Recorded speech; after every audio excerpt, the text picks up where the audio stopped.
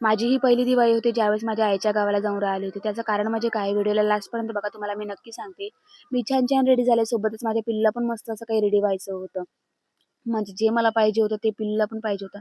आणि ज्यावेळेसपासून दिवाळी चालू झाली होती त्यावेळेसपासून पिल्लूचा रोज माझ्या मागे रोना होता, की मला मामाच्या गावाला जायचं आहे, मामाच्या गावाला जायचं आहे. आणि पिल्लूला मस्त शूज, बॅग जे तिला आवडते ते म्हणजे जे माझ्याकडे होते ते सगळं तिला काही घेऊन दिलं होतं. कारण जे मला पाहिजे ते तिला पण पाहिजे. मस्त एक व्हिडिओ क्लिप काढून घेतली होती आणि निघलो होतो जायच्या मामाच्या गावासाठी. आता इतके एक्साइटमेंट का बरं? चला तुम्हाला मी सांगते.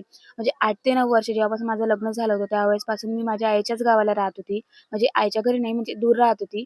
पण आईच्याच जिथे आई राहते त्याच गावामध्ये आम्ही राहत होतो. म्हणून इतकं काही वाटायचं नाही. म्हणजे जेव्हा वाटलं तेव्हा जायचं, जेव्हा वाटलं तेव्हा यायचं.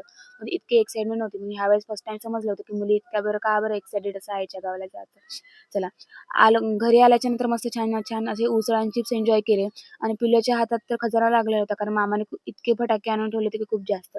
आणि सगळ्यात जास्त म्हणजे पिल्लूच्या लेव्हलचे आणि जे पिल्लूला फोडता येणार होते ते फटाके, पॉप-पॉप अशा काही साध्या-सुध्या ज्या फुलझड्या असतात त्या सगळ्या वगैरे. आणि इथे आईचा स्वयंपाक चालू होता, कारण सगळा स्वयंपाक आईच करणार होती आणि सोबतच मामा पण त्याच्यामध्ये मला मदत करू लागत होता. छान आईने मस्त असं काही स्पेशल डिश बनवली होती. नंतर ती छान एन्जॉय केली होती आम्ही. चला मग भेटूया नेक्स्ट ब्लॉगमध्ये. बाय.